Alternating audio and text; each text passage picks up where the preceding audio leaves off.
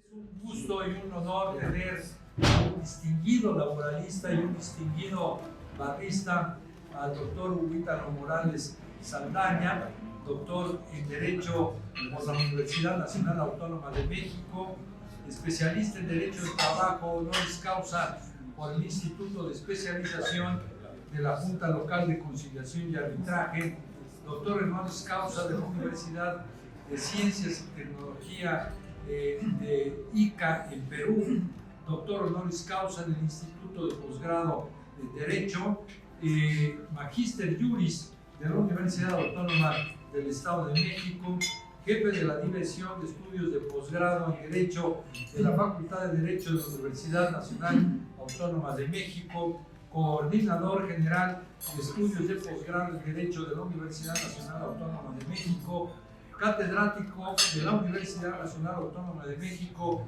en la Facultad de Derecho, de posgrado en Derecho, especialidad en Derecho Laboral, impartiendo la materia de Derecho Sindical, Procesal, Burocrático, desde hace más de 55 años. No, ahí está. ¿Pasaste? Soy la prueba que hace 52 años. 10, sacaste 10. No, Nueve. Todavía llevas Todavía se levanta. esa espinita. Trae esa espinita todavía, mi querido Pedro. Presidente del claustro de doctores de la Facultad de Derecho de la Universidad Nacional Autónoma de México, miembro de la delegación mexicana ante la Conferencia de la Organización Internacional del Trabajo, autor de diversas obras en materia laboral y artículos para la publicación jurídica especializada. Pues es indudable que tenemos un invitado de honor, un amigo entre nosotros. Quiero también destacar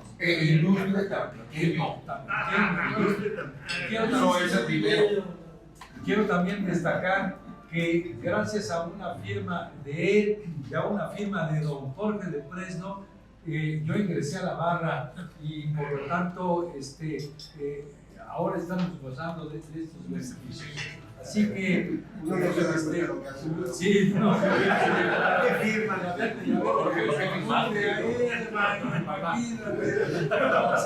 Era demasiado. Bueno, pues recibamos con un fuerte aplauso.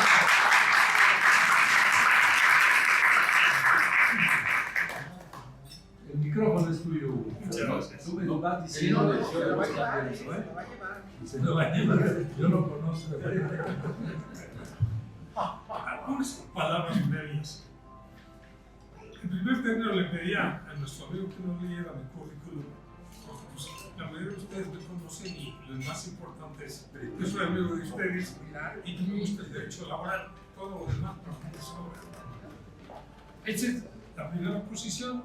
La segunda es hacer un pequeño prólogo que no está en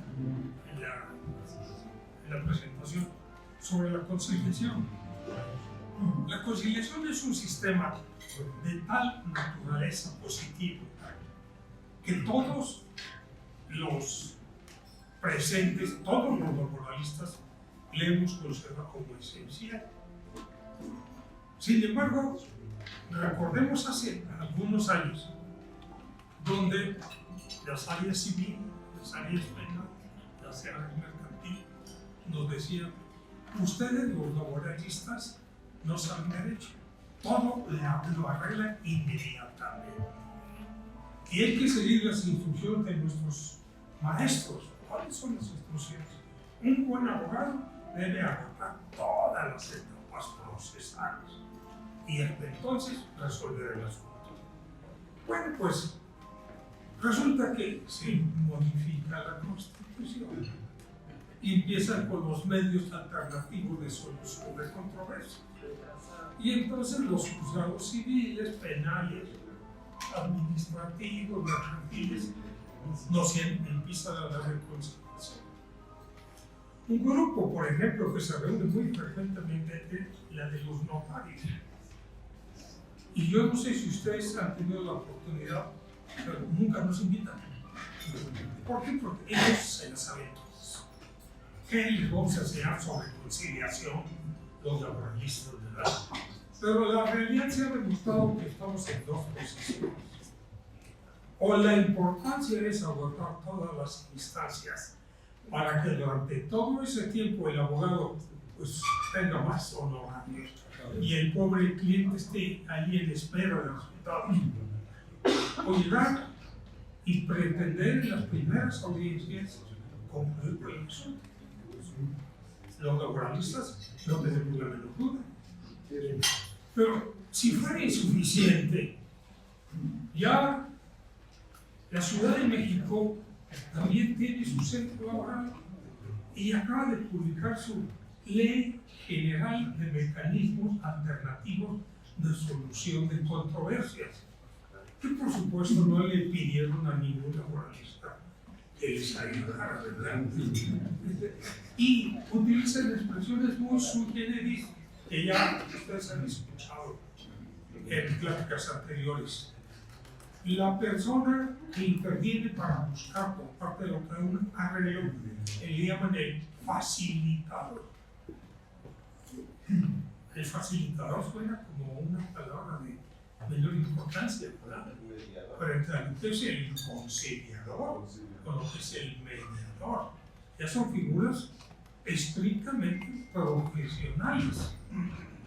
Y en muchas ocasiones, para entrar a ciertos procesos no laborales, se comienza por lo más bajo, lo que menos tiene importancia, la mediación y la conciliación, y después ya entran a la jurisdicción. Esa es una crítica que los laboralistas les decimos frecuentemente. O sea, tú me quieres enseñar lo que desde 1917 se viene practicando en materia laboral, que es la conciliación. Y ellos todavía dicen, no, lo que pasa es que tenemos conciliación y mediación. Sí, pero no sabes cuál es la diferencia entre conciliación y mediación, por una parte. Por otra parte, tenemos un segundo punto. Los laboralistas, cuando tratamos los derechos mínimos de la ley de trabajo para el trabajador, prácticamente no podemos conciliar. Tenemos que convencer a nuestra parte contraria de que no puede dar menos de lo que dice la ley.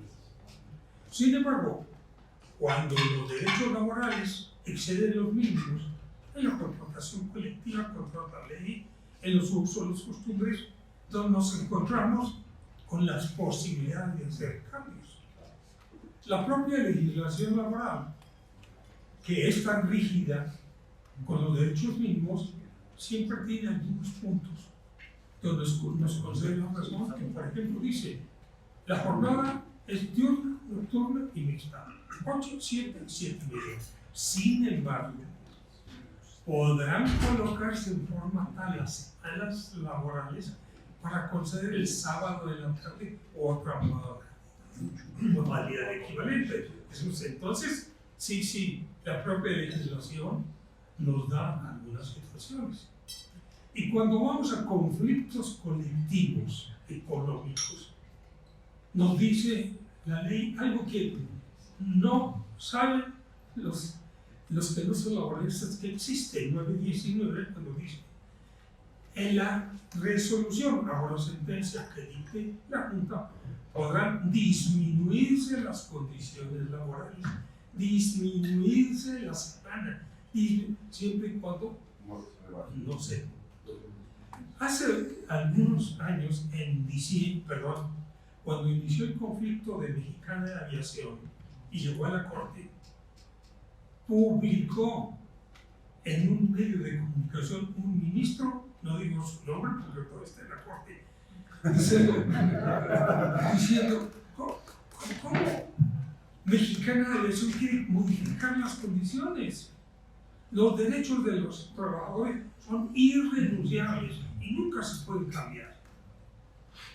Le dije, maestro, no sé cuándo fue usted a la facultad, pero de 7 a 10 puede usted repetir el derecho laboral al hacer una afirmación de la naturaleza. Ya sabemos que en un conflicto económico Pues, hay variaciones, siempre respetando los mínimos. La realidad es que todos en materia laboral que hablan de conciliación siempre nos dicen que es la etapa más importante del proceso, pero no la practican como debe ser. Primero que nada, con especialistas, con verdaderas gentes, no tan solo que sepan derecho laboral, que saben conciliar a las partes. Ahorita lo vamos a ver más adelante cuando decimos cómo llegan las partes en cualquier conflicto jurídico, pues aceleradas, molestas, agresivas, cuando desconfianza con la autoridad, utilizando palabras antisonantes. Y el conciliador lo debe saber. Pero si el conciliador dice, no, con ustedes no se puede, son unos majaderos, lárguense. Ya no fue conciliador. Es como el ejemplo que también les digo en la vida común. Es como estar en el departamento de quejas de una tienda y el empleado se molesta porque todo el día hay quejas. Bueno, pues es el departamento de quejas. Entonces, la materia conciliatoria se menciona mucho, se le indica como de mayor importancia, pero no se practica con todo el rigor que nos dice. Y muchas veces nos mienten los medios de comunicación por igual. Por ejemplo, en este momento nos están diciendo que están conciliando el 78% de los juicios laborales en materia federal. No, pues sería una maravilla, si es cierto. La realidad es que han de conciliar un 20%, un 23%. Pero un 78% es una cosa indiscutible. Bueno, con esos comentarios previos, ahora sí, pues, vamos a tratar el tema. En la inteligencia, que mi preparación en el tema no tan solo es en Derecho Mexicano del Trabajo. Consulté mucho a la Organización Internacional del Trabajo, sus diversos artículos sobre el tema y cómo lo maneja. Con un problema que en la última edición incurrieron, ya no se las digo a los del audito porque tampoco me hacen caso, ¿verdad? Tiene un libro maravilloso que se llama Manual de Mediación. Digo, no, Manual de Conciliación y Mediación. Primero tenemos que poner prioritariamente la conciliación. Pero vamos a iniciar.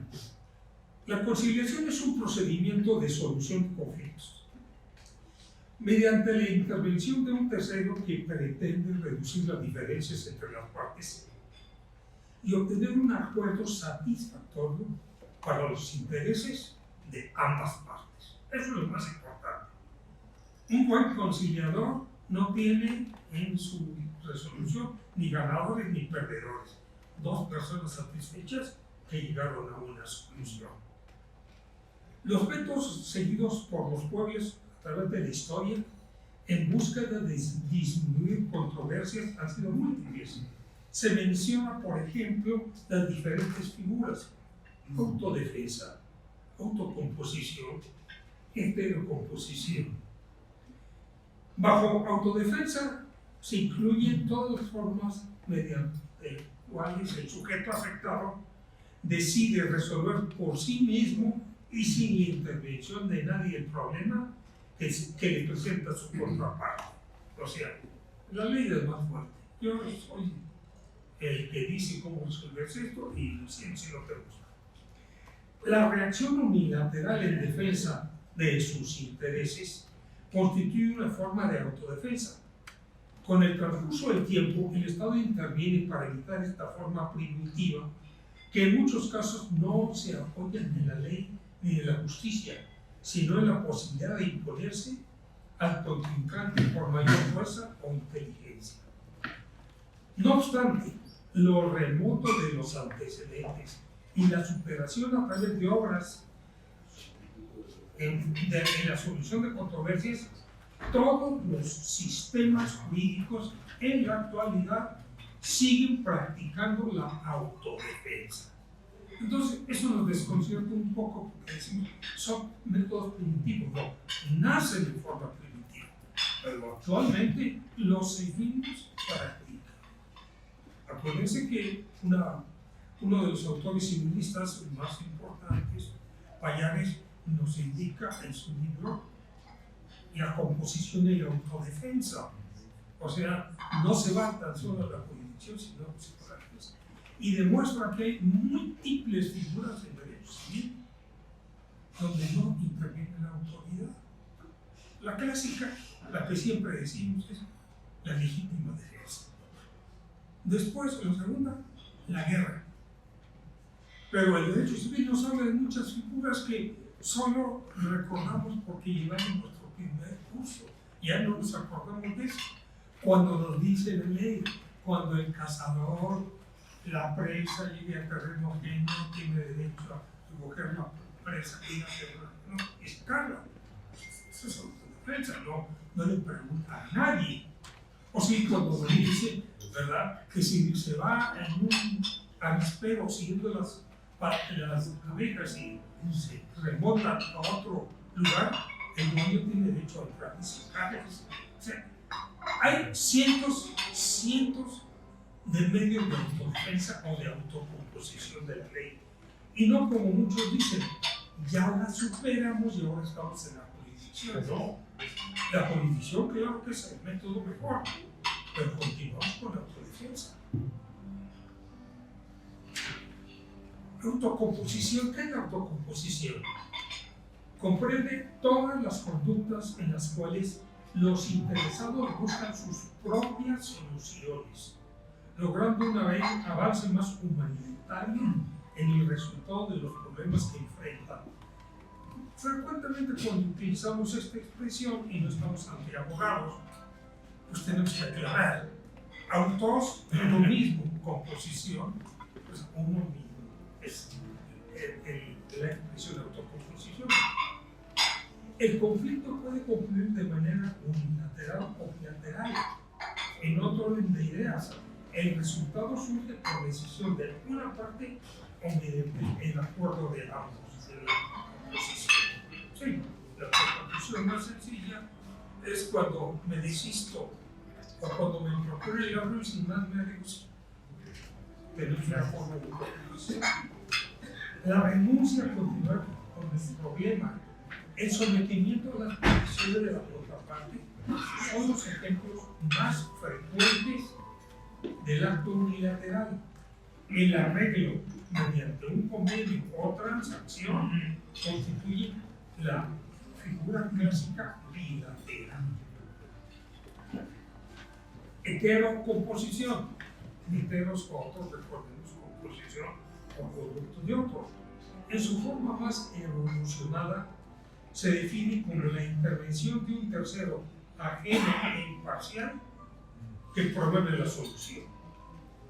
Si el tercero participa en virtud de un acuerdo previo, nos encontramos frente a la amigable composición, conciliación o mediación según el caso. O sea, hay diferentes formas de solución que, insisto, frecuentemente se confunden una con otra. Amigable composición. La opinión del tercero no obliga a las contrapartes y se concreta a pretender avenirlos, orientándolos con soluciones amistosas que pueden rechazarse o aceptarse.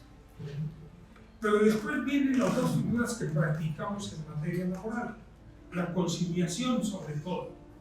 La mediación, muchos dicen que la practicamos, pero es muy diferente. La conciliación es una fórmula de avenencia, con la intervención de un tercero ajeno a la controversia, que procura acercar a las partes absteniéndose de emitir opiniones. El que es considerado auténtico no tiene por qué opinar. En el momento que opina, ya se constituye entonces el mediador. El tercero designado por las partes libremente en la mediación consiste en intervenir siempre y cuando lo condiciona a la aceptación de la fórmula que proponga como solución. Luego entonces en la conciliación, el conciliador no opina, cuando mucho da algunas respuestas si le preguntan. Cuando, oye, la separación injustificada son 3 meses o 5 meses. No, son 3 meses. Oye, la prima de antigüedad son 12 días por año, pero no se impone. En cambio, el mediador es el que dice, yo interpreto, pero lo que yo diga sí lo van a hacer. La Organización Internacional del Trabajo nos facilita el concepto diciendo la conciliación es un acto pasivo y la venencia es un acto activo. Digo, pasivo es autorización y la mediación al intervenir que ya es activo, ya cambia la situación.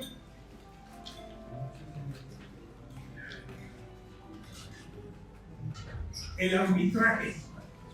Ya el arbitraje es otra forma de solución de conflictos, porque constituye la solución mediante la intervención del tercero que lo designa como si fuera juez. Antiguamente el arbitraje se consideraba una figura privada. La cualidad del arbitraje era que las personas escogían el árbitro. Y generalmente se escogía el árbitro que ambos le tenían respeto, autoridad, cariño, el maestro, el padre, la persona de edad. Sin embargo, aunque el arbitraje nace como una figura privada, el Estado ya la tomó ajena a la jurisdicción. O sea, ya tomó esa figura del arbitraje como paso previo a la jurisdicción. Ahí tenemos a la protección del consumidor. Decimos, bueno, pues si es un conflicto entre proveedor y consumidor, pues si no se ponen de acuerdo, pues se va a ir al juzgado. Pero la Procuraduría dice, no, vamos a intentar arreglarlos. Entonces decimos, ya nos estamos metiendo en la mediación, en la conciliación y en el arbitraje público, donde el Estado, independientemente de su capacidad para cumplir con la figura del Poder Judicial, crea una figura administrativa previa para no mandar los asuntos al Poder Judicial. En muchas ocasiones decimos, bueno, es muy bueno, pero ¿por qué lo hace? No lo hace el Estado.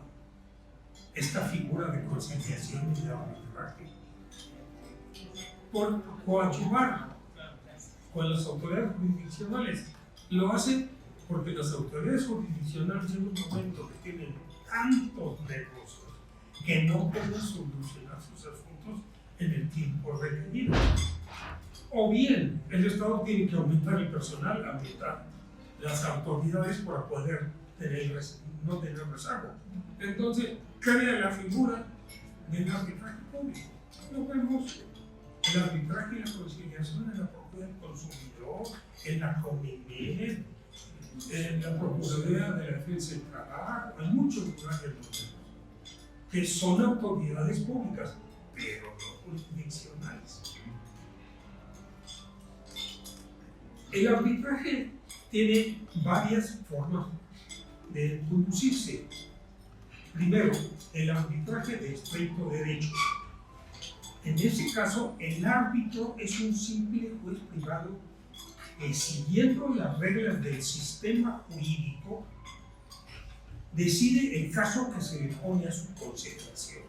Nombramos al tercero y ahora pues vamos a seguir lo que dice el procedimiento correspondiente. Vamos a sacar la materia civil mercantil y seguimos el procedimiento de lo que dice la ley. El segundo es el arbitraje de equidad. En el arbitraje de equidad no existe el sometimiento al régimen legal. El árbitro actúa aplicando razonamientos y principios humanos de justicia aplicables al caso. Ahí nos viene muy frecuentemente esa famosa expresión cuando nos dicen es que las juntas son tribunales de equidad. No, son tribunales de derecho, donde la propia ley les permite tomar decisiones considerando la situación de las partes. Caso clásico es el trabajador que firma una renuncia, demanda al patrón, el patrón dice que el trabajador renunció y durante el proceso el trabajador demuestra que es analfabeta, que no sabe leer ni escribir. Entonces, normalmente decimos, pues ese documento ya tiene valor, pero si no le quiere decir no, pues si no sabe leer ni escribir, ¿cómo es posible que haya renunciado? Otra cosa que nos ocurre muy frecuentemente, los documentos que saca el patrón cuando uno de sus trabajadores está arrestado o está en detención. Pues aquí el trabajador firma todo. Y por eso la autoridad dice, no, ese documento hay una presunción de que es irregular, porque por supuesto el que está arrestado hace todo. Después tenemos el arbitraje de conciencia. Ese es el más difícil y no lo vemos más que en situaciones fundamentalmente familiares o en amigos íntimos o relaciones íntimas, porque se decide en favor de alguien sin expresión de causa. Una vez que se escuchan los argumentos y se descubren las pruebas que pudieran ofrecerse, o aún sin este requisito. Entonces, en el arbitraje de conciencia, que es un arbitraje muy peligroso, le decimos, bueno, lo que tú digas, se va a hacer. No nos digan ni por qué, lo que tú digas. Y decimos, bueno, pues esa clase de arbitraje lo vemos en nuestros padres, que muchas veces imponen el castigo y no nos dan explicaciones. O entre amigos, cuando dicen, no creo que hayas hecho esto, ni yo también. A ver, ¿qué opina? Claro, y dice, no, yo creo que no se hizo, sí, pero no da mayores explicaciones. Ese es el arbitraje de conciencia. Después de ahí sigue la jurisdicción. La heterocomposición del Estado moderno es precisamente la jurisdicción, definiéndola como la solución de controversias entre particulares mediante la intervención del Estado en los casos que se presentan, aplicando para el caso la legislación preexistente. Entonces, cuando el Estado llega al nivel de jurisdicción, es el que resuelve los asuntos entre particulares. Antiguamente los procesalistas nos decían, los procesalistas civiles, comenzamos con la autodefensa, seguimos con la heterocomposición, después nos vamos con la conciliación y después con el arbitraje, hasta llegar a la jurisdicción, dándonos a entender que desaparecen todas esas figuras del pasado. No desaparecen, están más actualizadas que nunca. Y muchas veces no los utilizamos, pero lo han desaparecido.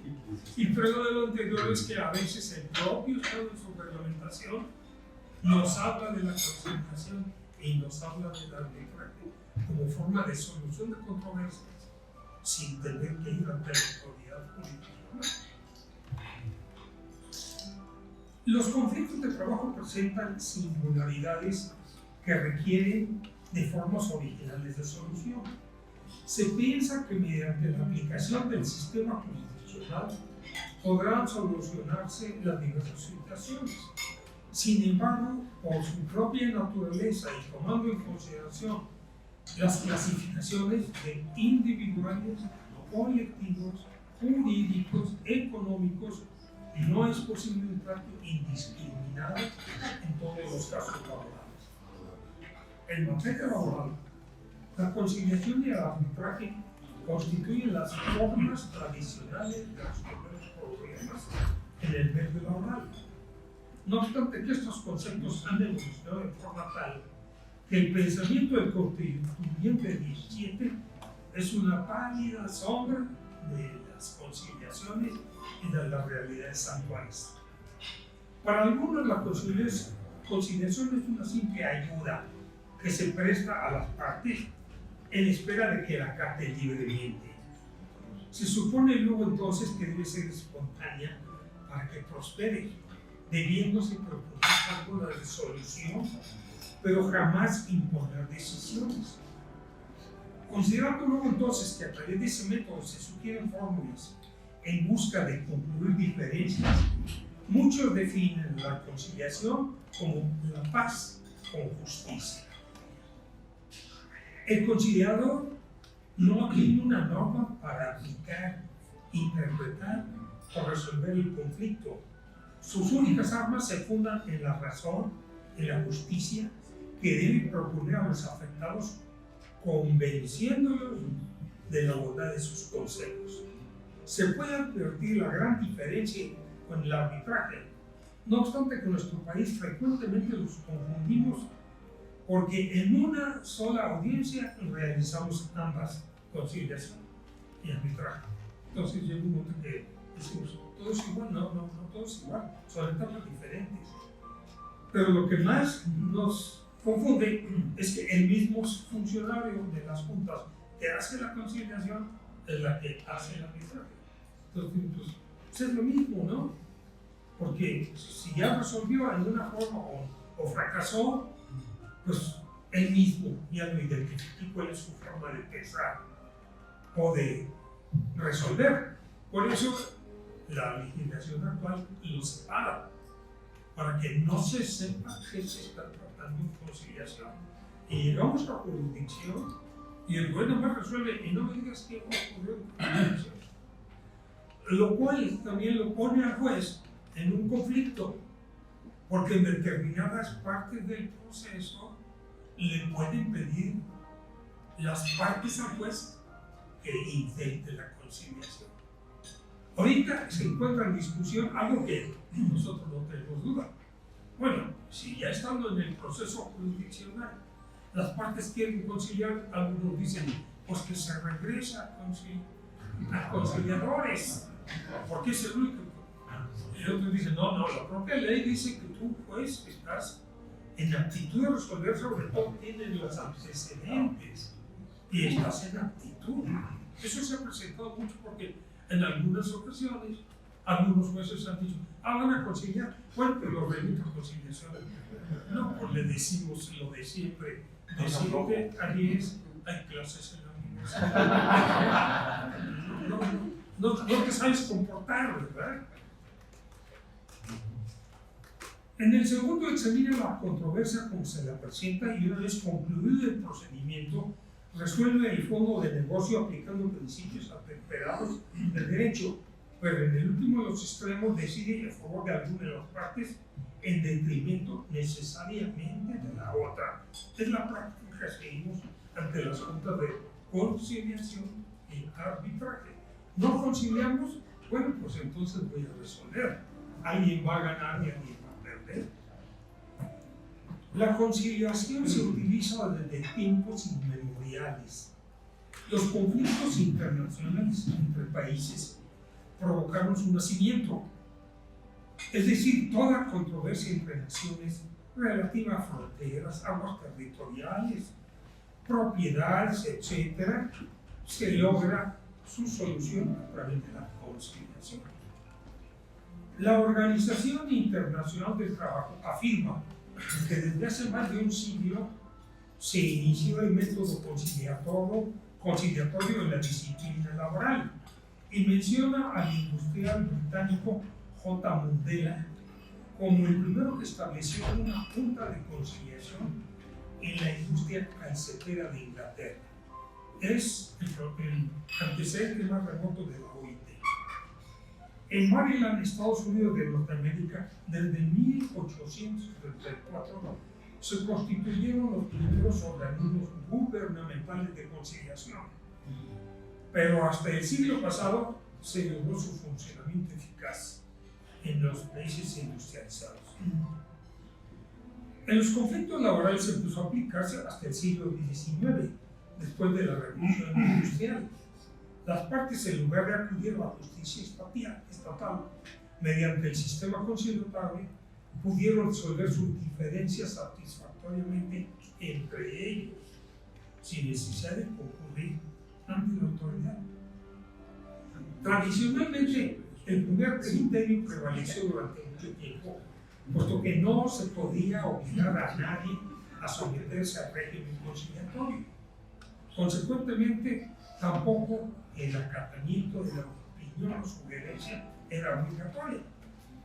Con el progreso y evolución del sistema, mediante la intervención estatal, las otras posibilidades se han desarrollado en algunos países, inclusive los han recogido en sus legislaciones laborales. En materia de trabajo, ha tenido grandes éxitos por su carácter individual, tripartita o tripartita según el caso. Es decir, a través de una persona física designada por las partes o el Estado, o una comisión constituida por los representantes de los sectores trabajadores y patrones, que han facilitado el desarrollo del sistema por el conocimiento previo de su aplicación derivado de la experiencia que tienen al respecto. La organización tripartita, la cual interviene un tercero imparcial e inteligente, de que la comisión casi siempre es el Estado, aumente el número de miembros en forma impar, evitando los empates de opinión, y se considera una práctica generalizada utilizar específicamente la tripartita. Procedimientos conciliatorios. Independientemente de la conciliación, puede tener carácter privada o pública y desarrollarse por conducto de una persona física o moral o a través de una comisión, siempre se rige por los siguientes principios. Primero, costo económico. El procedimiento de solución en materia conciliatoria no debe ocasionar gastos importantes a las partes y en la mayoría de los casos el éxito se atribuye un carácter gratuito. Soluciones expeditas. Debe desarrollarse en el menor número de audiencias, procurando concentración, sencillez e informalidad con la participación de los interesados. Independencia de criterio. La función conciliatoria debe desahogarse por conducto de personas que tengan independencia e imparcialidad de criterio, evitando cualquier presión externa que influya sobre su razonamiento para obtener resultados satisfactorios. Razonamientos de equidad. El conciliador debe razonar con justicia y equidad, procurando a toda costa soluciones a través de su consejo o sugerencias que propone, con la cual se busca la satisfacción de intereses mediante fórmulas de composición aceptables y prácticas, dejando de considerar que alguien perdió o alguien ganó. No debe haber perdedores ni ganos. Y aquí viene lo más difícil de todo el tema: cualidades del conciliador. Él o los conciliadores, según funcionen en forma individual o colegiada, deben tener las siguientes características para que reflexionen si las tienen nuestras autoridades. Conocimiento sobre la materia o especialización en la cual interviene. Luego, entonces, no puede estar capacitado en toda clase de conflictos, sino en una especialización. En algunos países, la materia laboral divide las funciones conciliatorias de acuerdo con la naturaleza del conflicto. Y tenemos entonces conciliadores industriales, comerciales, agrícolas, etc. Dentro de estos principios, las subdivisiones se multiplican. Además, por ejemplo, la minería, la industria socorrera, automotriz, transporte terrestre, aéreo, marino, ferroviario. Es decir, las especializaciones son determinantes para garantizar el éxito de la conciliación, sobre todo si la persona que realiza esta función tiene experiencia y conocimiento en estudios sobre el tema. Se ha demostrado hasta la saciedad que los fracasos de la conciliación en la mayoría de los casos se atribuyen al propio funcionario, que carece de alguna de estas cualidades, lo que lógicamente le impide resultados exitosos. El conciliador, además de su independencia e imparcialidad, debe tener una actitud especial en relaciones humanas para entender los estados de ánimo que guardan las partes durante el desarrollo de su función. Debe aceptar el considerador como situación ordinaria la tensión del medio ambiente que viva durante el preámbulo de la actuación. Debe encontrarse dispuesto y considerar como un reto la necesidad de superar este ambiente, convirtiendo con su intervención en una práctica amigable entre las partes que buscan un propósito común, pero no encuentran la fórmula de lograrlo. Se espera del conciliador rectitud, sinceridad, serenidad, agilidad mental, perseverancia, paciencia y un profundo conocimiento de las relaciones laborales y el derecho del trabajo. Es lo que esperamos de nuestros conciliadores. Se considera además que para ejercer su función no debe imponerse unilateralmente invocando su investidura, conocimientos, grados académicos, etc. La autoridad moral se desarrolla de la base a la cúpula y jamás a la inversa. De lo contrario, de no comportarse así, ejerce coacción y obligatoriedad en las decisiones, violando flagrantemente los principios que animan este objetivo. Actuaciones conciliatorias. Para que una conciliación logre éxito, se requiere previamente que las partes deseen la solución del problema y tengan la convicción que a través de este sistema podrán lograrlo. Es recomendable además que comparezcan personalmente para externen sus propias opiniones. Esta circunstancia es muy difícil de lograr en problemas colectivos por la personalidad moral del sindicato de la empresa. En estas condiciones se sugiere verificar la auténtica representación de aquellos que concurren a la dirigencia. En otro orden de ideas, ante la imposibilidad de participación directa de los afectados, se sugiere que los comparecientes representen efectivamente los intereses comunes y se encuentren en condiciones de tomar una decisión final. La necesidad de consultas posteriores al acto de conciliación o a las orientaciones de los funcionarios retarda las soluciones de quienes deciden. Si no se han encontrado presentes en las audiencias y no han vivido el problema resuelto, manteniendo una vivencia falsa de la verdadera situación. Cuando el representante de cada una de las partes va a su oficina o a su lugar y dice, las cosas están así como le hacemos. No, pues está presente, conoce dice que debe tomar las decisiones. Al inicio de la conciliación y previa a las presentaciones de rigor, el conciliador como preámbulo debe escuchar a los interesados, interrogarlos y ponerse de acuerdo con ellos sobre la naturaleza del problema conciliar. Luego, entonces, esa sesión reviste gran importancia e influye en el resultado de las pláticas, evitando que se traten problemas ajenos que distraigan la concentración de los puntos controvertidos mencionados por las partes.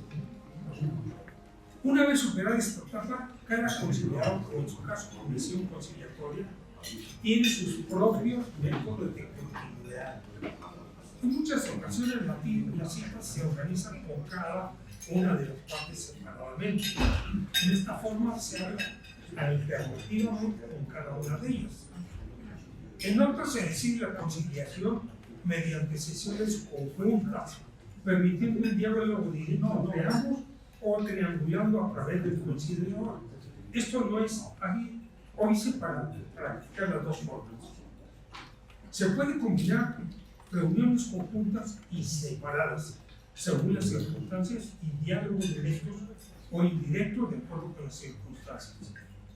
Es importante la disciplina en el debate, el orden en el uso de la palabra, el respeto por contraparte, el lenguaje mesurado, respetuoso y la claridad y sencillez de las exposiciones, evitando divagaciones. Debe observarse la atención en el ambiente, la informalidad en las pláticas, la oportunidad de continuarlas o interrumpirlas, conveniencia de citas inmediatas o posteriores de acuerdo a sus avances, importancia del problema y posibilidad de solución.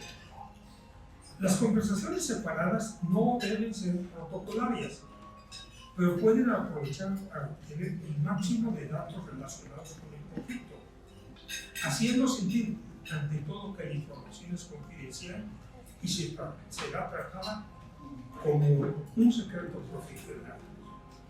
En esta última parte, cuando la celebración de las audiencias es por separado, es fundamental para garantizar la autoridad moral y la confianza del conciliador, puesto que si las partes consideran que los informes proporcionados o los comentarios confidenciales van a ser divulgados por indiscreciones, el fracaso de la plática será inminente.